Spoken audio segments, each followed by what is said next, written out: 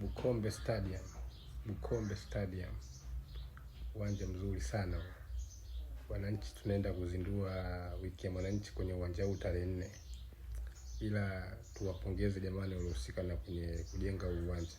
Kama nchi inabidi tuwe na viwanja kama hivi vingi ili tuweze kuleta ligi iliyokuwa bora, kwa sababu wachezaji ni binadamu pia wanahitaji kucheza kwenye viwanja vizuri.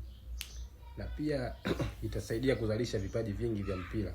Kuna vijana wengi sana wana vipaji vya mpira, ila hatuwezi kuzalisha vipaji vingi kama hatuna facilities zilizokuwa bora.